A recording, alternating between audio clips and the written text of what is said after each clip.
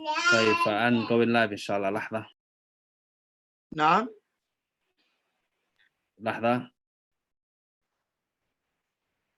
نبدأ بالأسئلة مباشرة اليوم عشان الوقت. أيوة جزاك الله خير، أحسن الله إليك.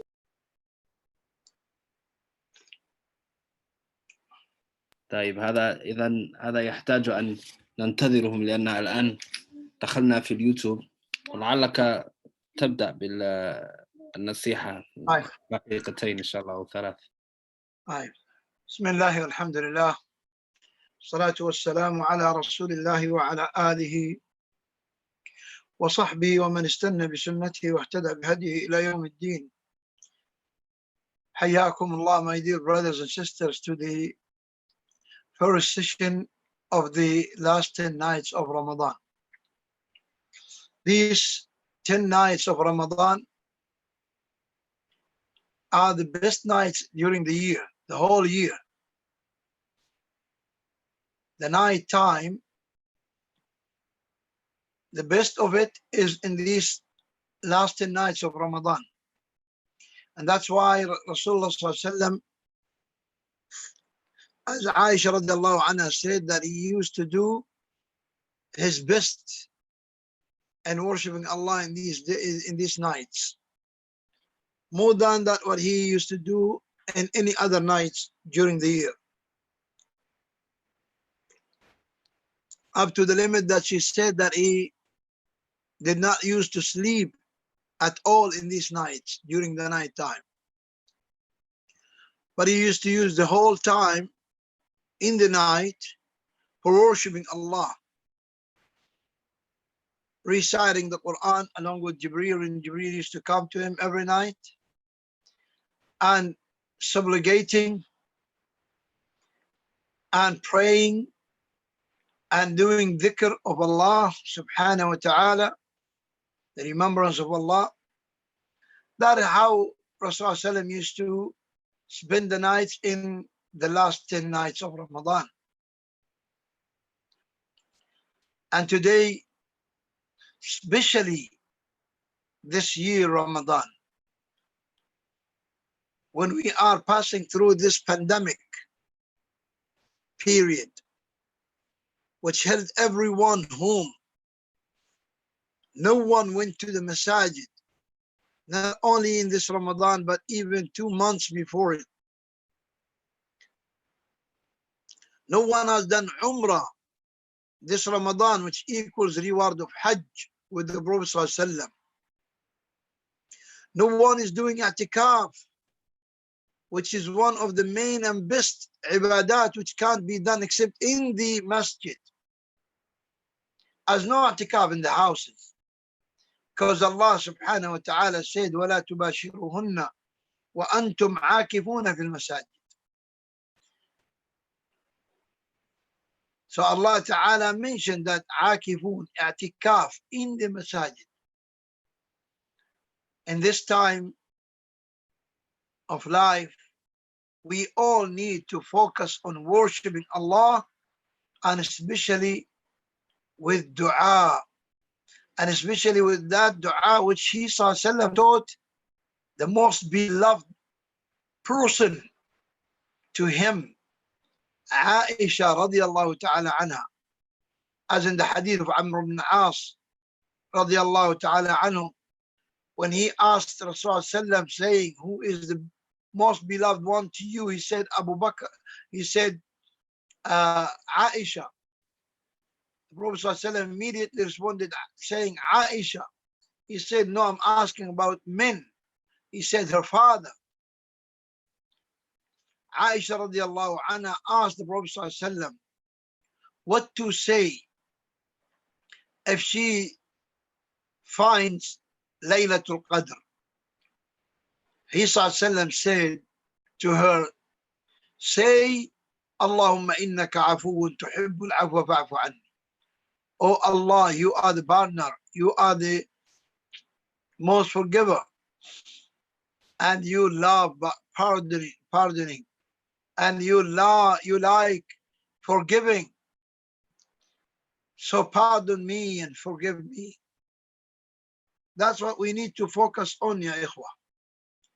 from sunset of today, Wednesday, the 20th,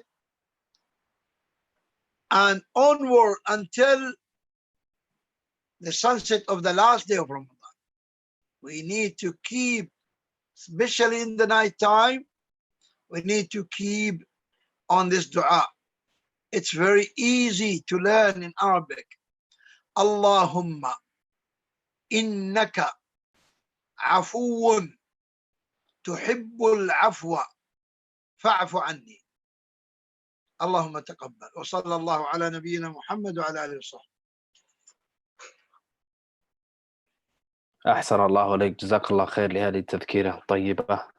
السؤال الأول, first question, if I had the intention to give money to charity at the start of Ramadan but decided to wait to the last 10 days for extra reward to give charity instead, is this permissible? The ibadat, the best of it is to be done in its time. And the time for zakah, obligatory charity, is when a full year is passed on the ownership of this money or property that is due for zakah. Delaying it for no reason to benefit the poor is unacceptable. Unacceptable. The only excuse to delay is that in the favor of, is that which is in the favor of the poor people, not on the favor of yours. And if you just want to seek more reward, then better to be in time of zakah. That is if it is obligatory zakah. But if it is optional, yes, no doubt that the righteous deeds in these nights is better, and especially in the night time. Especially in the night time, because Allah Ta'ala said, Laylatul Qadri khayru min al-bishar. The night of Al-Qadr is better in reward of any worshipping deed than more than 1,000 months. Than 1,000 months and more. So, if it is obligatory zakah, no, don't delay it. Don't delay it. But if it is optional, then up to you. Wallahu a'lam. جزاك الله خير وأحسن الله عليك.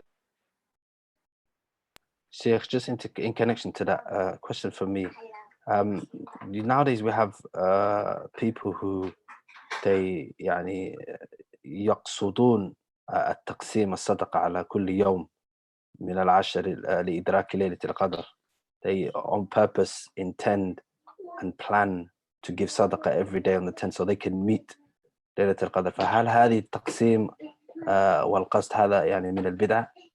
لا، ليس من البدع. هذا تقسيم حسن. هذا تقسيم حسن لأنها صدقة نافلة، وهو يقصد أن يصادف ليلة القدر بعمل صالح، فهذا لا حرج فيه ولا بأس. بارك الله فيك. لكن شيخ, what they do is they pre-plan في أول الشهر. أيوة، لا بأس لا بأس لأنها صدقة نافلة ليست واجبة. أحسن الله إليك وجزاك الله خير. Another question is, if I know how to recite the Quran, but I don't regularly recite it, what is the punishment? Also, do I do wudu to touch the Quran? أعد الأخير. Do wudu for what? To touch the Quran. طيب. لا, you don't need to do wudu to touch the Quran. That's a matter of different opinions, but the proper opinion is that the believer is pure. As the Prophet ﷺ said, al-Muslimu aw al-Mu'minu la yanjus. The believer never become impure. ومعنى لا ينجس يعني لأن عدم الطهارة ليست نجاسة. And because when the person is not abun tahara, that does not mean that he is najis. because the najasa is something different than the opposite of tahara. Now, so based on that, the proper opinion in regard to touching the Quran, it is permissible to touch the Quran without wudu. But of course, better to be upon wudu all the time, as Bilal radiallahu anhu used to do. And as the Prophet ﷺ said that the wudu on a valid wudu is light upon light. And if you still have the wudu and now you perform wudu again, this is light upon light, as Rasulullah said. And the first question was what? Say again, please. If I know how to recite the Quran but don't recite it regularly, what is the punishment? Reciting the Quran is sunnah. It's not obligatory, but it is sunnah. Sunnah mu'akkada, very confirmed sunnah. And of course, it is very highly rewarded. And it is something beloved by Allah subhanahu wa ta'ala. It's beloved to Allah the Almighty. If you don't recite at all, then it's a problem. Not a problem by meaning of a sin, but it is a problem that means you are weakening yourself. You are weakening your iman, weakening your protection, weakening a lot of things, you know. So better not to do so, but you need to do as much as you can of reciting the Quran, because as the Prophet ﷺ said in the hadith, المؤمن الذي يقرأ القرآن مثل المؤمن الذي يقرأ القرآن كمثل الأترجة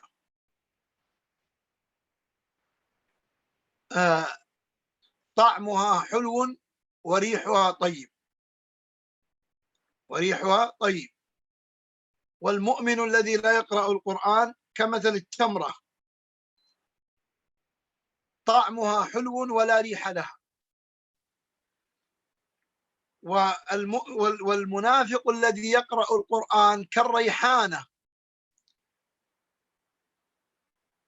لها ريحها طيب وطعمها مر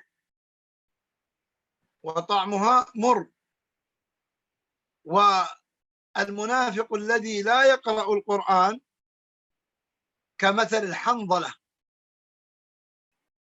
لا ريح لها وطعمها مر ولا ريح لها الحديث عند البخاري في الصحيح من حديث أبي موسى الأشعري رضي الله عنه. So the Prophet ﷺ clarified that in this hadith of Abu Musa al-Ash'ari in Sahih Bukhari. That's why the Muslim better to read the Quran, because it purifies your heart and it increases the iman. If just listening to the Quran increases the iman, just listening to the Quran increases the iman, as Allah subhanahu wa ta'ala said in the Quran, الذين إذا تليت عليهم آياته زادتهم إيمانا. And those who whenever the ayah, the verses of Allah is recited before them, it increases them in their iman. Yes, there are some threatenings in the sunnah, but it does not necessarily mean that he is sinning. But it is not good for the Muslim not to recite the Quran, because it's your protection from the shaitan, your enemy that you can't see, you can't fight. So at least recite something. And it cannot be imagined that a Muslim does not read Quran at all, because at least you're going to read Surah Al-Fatiha in your salah. So you are reciting the Quran. Wallahu a'lam. Ahsanallah alayk wa jazakallah khair. Question: is it bid'ah to purify a garment when one forgets whether najis had gone onto it or not? A sister sometimes Garment. had garment يعني libas. أيوة. A sister sometimes had intimacy with her husband, then woke up forgetting the details of what happened. If she or he suspect strongly, especially must be something strong, and there are some supporting evidences that this might have happened, then yes, you purify. But if it is only suspicion, I'm afraid that the shaitan will continuously drive you on suspicion until he brings you to waswas. So you need to check out about that. And 1 second, please. تفضل.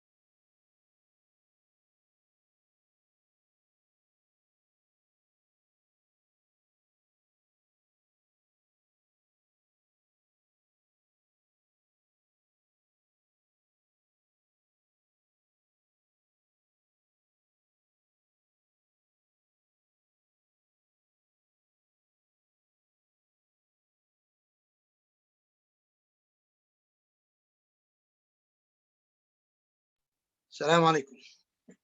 عليكم السلام ورحمة Sorry, الله. these are the people of the 5G. They come to check. أحسن الله عليك. Hey, تفضل تفضل. نعم. طيب, next question, Shaykhana. Shaykh al-Islam ibn Taymiyyah rahimahullah ta'ala had many great students he produced. Is it correct to say, to know the caliber of a scholar, look at his students? Say it again, please.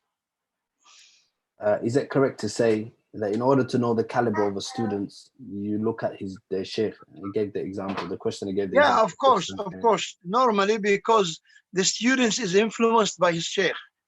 But it doesn't necessarily mean that all what the student is doing, he got it from the sheikh. Because today, we see a lot of those who say, our sheikh, Sheikh Albani, our sheikh, Sheikh Ibn Baz, our sheikh, Sheikh Uthaymeen, and they are Khawarij. They are Abu Khawarij madhab, or they are Tablighi, or whatever. But yes, definitely, the student who stick to the sheikh for a bit long period, definitely you will see some of the characters of the sheikh on him. Exactly like what the mother of Imam Malik, rahimahum did when Imam Malik was a little orphan, and she dressed him very well and took him to the Prophet Mosque and took him to the circle of Abdul Rahman ibn Rabi'a ibn Abdul Rahman. Rabi'a ibn Abdul Rahman was the Sheikh of the Masjid of the Prophet ﷺ that time.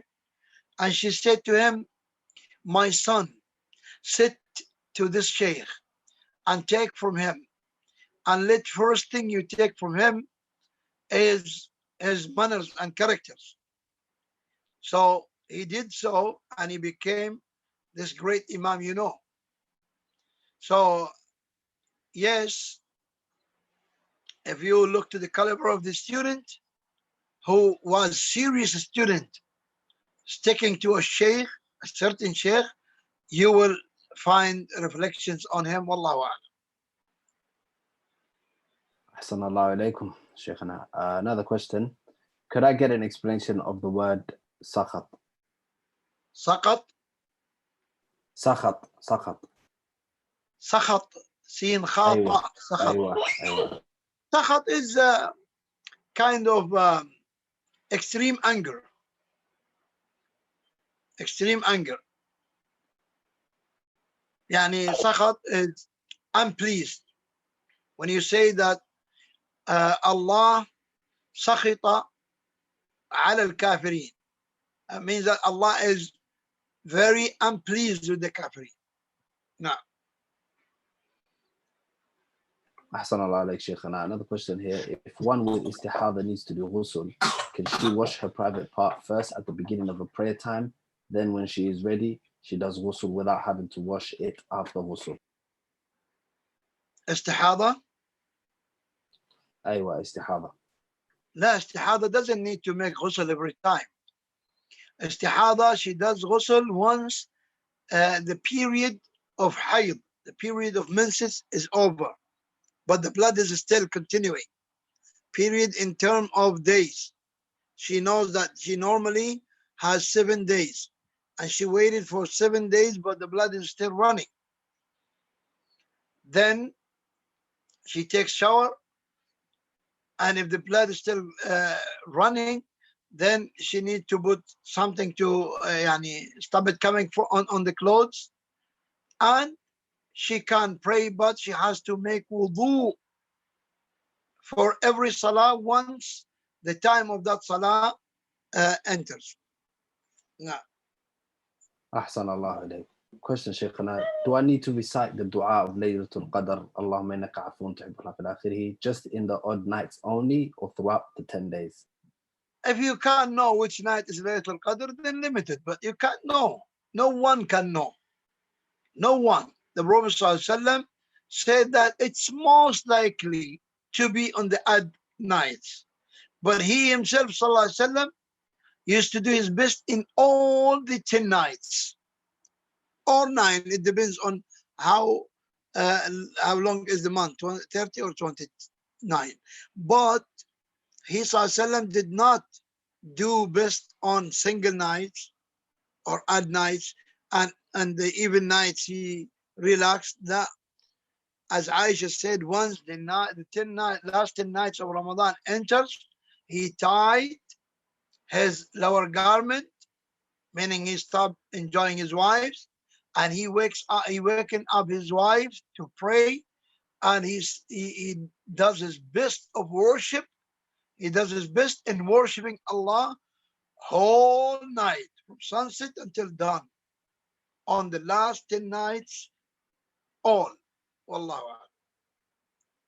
جزاك الله خير شيخنا. بارك الله فيك. Another question here. Why is it that one doesn't think about death often, even though he knows that he will die one day? Is this a sign that he is weak in his iman? La, it's not a sign of that, but this is a good question. This is a real good question. We cannot say that it is a sign of weak iman, because the Sahaba were in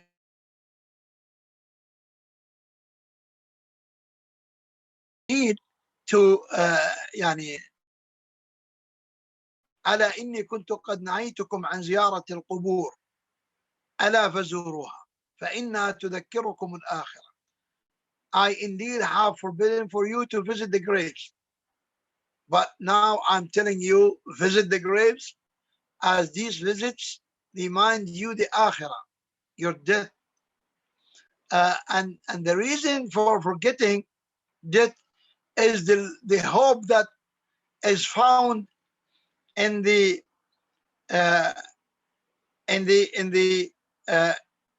heart of human.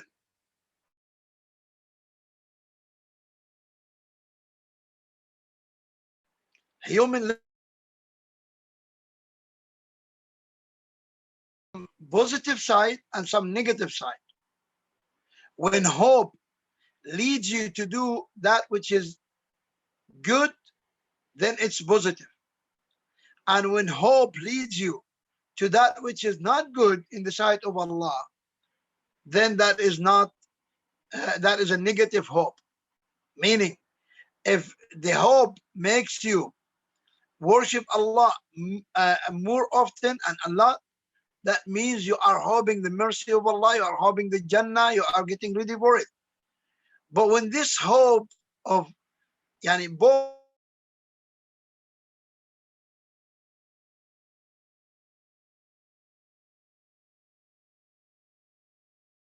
will, the Prophet ﷺ said about a companion uh, who uh, who was killed in a battle, and then his uh, friend lived number of years after him, but he died normal. He ﷺ said that this one is in a better position before Allah than the one who died as a martyr. They said, how come that, Ya Rasulullah? He said, didn't he live longer? Didn't he fast more Ramadan? Didn't he pray more prayers? Then he had earned more reward. And imagine when you spend this long life in seeking knowledge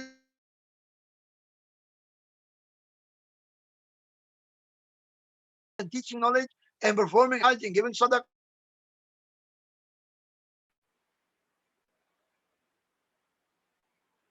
أحسن الله عليكم بارك الله فيك شيخنا. Another question here. I pay for something every month and in the contract it says late payment charges and additional charges are payable due to the failure of paying on time. Is this riba?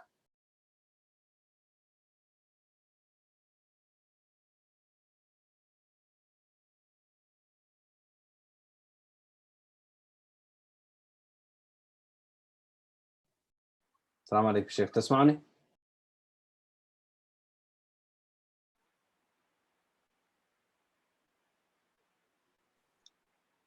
تسمعني شيخ؟ أسمعك. أيوة السؤال، سمعت السؤال؟ لا. طيب السؤال قال I pay for something every month and in the contract it says late payment charges and additional charges payable for failure to pay on time. Is this riba? But what he pays every month? He pays a loan? It's something contracted. Something contracted. So it's he took a contract and then he gets additional. Yeah, but we need to know more details. We cannot just give the answer like that, because he might have borrowed some money and he's returning, and then on top he pays extra money. That is riba, definitely. But maybe he bought a phone, a car, a house, something like that. We need to know what exactly the purpose or the reason for this payment. Now, Sheikh, the question is asking in regards to late payment charges. يعني هل late payment charges هل هذا يساوي الربا؟ if he is paying in an installment. أيوة مثلا phone contracts مثلا يوجد هنا في بريطانيا phone contract، وإذا لم تعطي المال في وقتها المحددة يأخذ منك مال الذي فيه في contract، وأيضا يضيفونه. هذا عادي، يقول نعم هذا ربا. نعم this is riba. This is called riba النسيئة. جزاك الله خير شيخ. riba النسيئة or riba al-fadl. We have two types of riba. This is riba النسيئة. Riba al-fadl from beginning. They agree, I lend you some money, you return it with a profit. That's riba fadl. Fadl means extra, ziyada. But riba nasi'a is when I lend you money or sell you anything, but it's a loan now. Even if I sell you a phone to pay in an installment, okay, I already calculated my profit on that business transaction. So we set up a contract that you pay me £50 every month. Now I put a condition: if you pay in time, you pay £50. If you pay with delay, you pay 51 or 52 or something like that. This extra money is riba. Definitely, because if I come to the time where I have to pay, and I will pay only the amount that agreed. If I fail to pay, then I have to pay extra money for him, waiting for my money to come. That is riba, definitely. That is riba, definitely. Now, Jazakallah khair, Shaykhana, barakallah feek. Another question here. What shall one do during Laylat al-Qadr nights in terms of prayers? Is there specific prayers or du'as? there is nothing specific, but dua. As the Prophet ﷺ told Aisha to say, Allahumma innaka afuun tuhibbul afwa fa'fu anni. Oh Allah, you are the partner and you like pardoning, so pardon me. Ahsan Allah. That is what the yani special thing to do. And of course, reciting the Quran, dhikr. No. Ahsan Allah alayk. Jazakallah khair. Another question here. What is the minimum number of people needed to pray Jum'ah? What minimum number?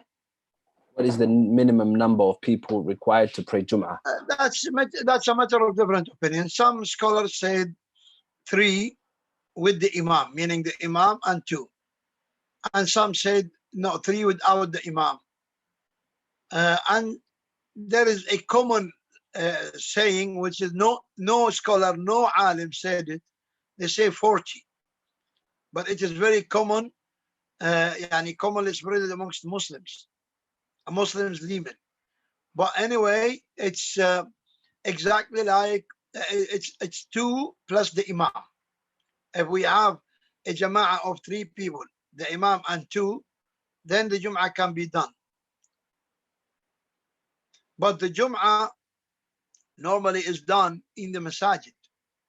In the masajid, not in the houses, not in the journey, in the desert or picnic, or that is not the Jum'ah. The Jum'ah is to be in the masajid. Now, in this lockdown and people praying homes, most of the scholars said that in the house it is to be done as dhuhr, not as Jum'ah. Wallahu a'lam. Jazakallah khair. Another question here. Allah enjoins goodness to parents. Does this prevent a Muslim from migrating to the lands of the Muslims if the parents are from Christians or disbelievers, mathalan? Even if the parents are believers, migrating is wajib. Obeying parents is wajib. Which is a stronger wajib is migrating, and that's what the Sahaba done. They left Mecca. Which is much more better than any other lands in the world up to the hour. But as I always say, is this hijrah? Because many people, and especially the youth, they just want to leave and come to Saudi Arabia, to Gulf. When you say to them, okay, you want to do hijrah? Okay, you can go to Bangladesh. You go to Sierra Leone. You go to Burkina Faso. You go to any African country. They hesitate because life there is rough and it's terrible and no luxuriant life. They want migration, but they want it so comfortable. But this is not hijrah. You are coming with your passport. They don't want to get rid of their passport. Even those who are originally from Muslim countries, they don't want, even if they have double passport, they have the Muslim country passport and they have the non-Muslim country passport. But they still want to come and use the non-Muslim passport because they say with this passport, we get more salary, we get more more comfortable accommodation, and subhanallah, that's not the hijrah. That's not the hijrah.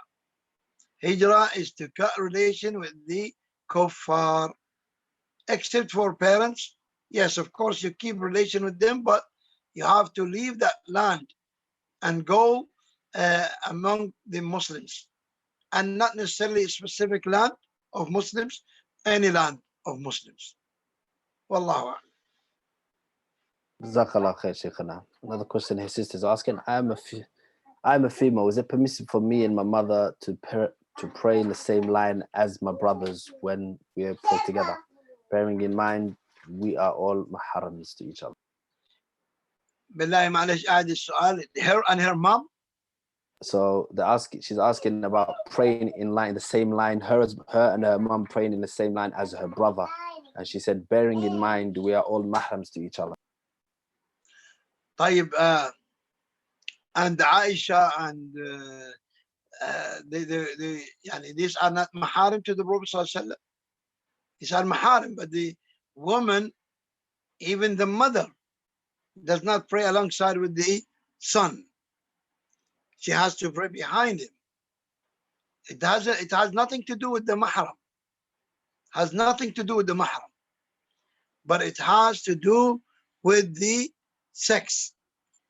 This is male, this is female. Male at the front, female at the back. And this has nothing to do with disgracing, la. But this is the order of Allah. خير صفوف الرجال أولها وشرها آخرها وخير صفوف النساء آخرها وشرها أولها. يعني the best rows of men is the first ones, and the worst is the last. And for women, the best is the last and the worst is the front, like that. So the female pray behind the male. Wallahu a'lam. Ahsan Allah alayk, Shaykhana. Another question here from the sister: does a woman need to make up her obligatory fast before she fasts the sunan in Shawwal? That's a matter of different opinions. To what I came to the conclusion is that it is not mandatory to do the missed days of Ramadan before 6 days of Sha'ban. Because Aisha radiallahu anha said that she used to have some days of Ramadan due to the menses, of course, and she does not make them until next Sha'ban. And is it possible that Aisha doesn't fast the 6 days of Shawwal while she knows the virtue of them? That's not possible. Some ulama said this is obligatory and this is sunnah, and the sunnah cannot precede the obligatory. But we have a hadith. We have athar from Aisha radiallahu anha. So it's okay to fast the optional before the obligatory if the obligatory is making up missed days, because Allah subhanahu wa ta'ala said فَعِدَّةٌ مِّنْ أَيَّامٍ أُخَرٍ. أيام أخر, you have whole year, and these 6 days of Shawwal cannot be made after Shawwal and cannot be found in other months. Wallahu a'lam. And here I need to end up. Inshallah, see you tomorrow. وجزاكم الله خير وبارك فيكم وفي جهودكم وصلى الله على نبينا محمد وعلى آله وصحبه. أحسن الله عليك شيخنا وجزاك الله خير. سنراك غدا إن شاء الله. السلام عليكم. عليكم السلام ورحمة الله وبركاته. So brothers and sisters, again, jazakum Allah khair. We continue tomorrow. For those who have not had their questions answered, I see quite a few today questions weren't answered. Don't hesitate to come back tomorrow, inshallah ta'ala. And this time, some people have realized they asked more than one question. I will now, from now on, inshallah ta'ala, be preferring the questions, one from each people, just so we can get everybody else's questions answered before I go back to a second question from a particular person. I believe you guys will all agree that's only fair. Other than that, Assalamu alaikum wa rahmatullahi wa barakatuh.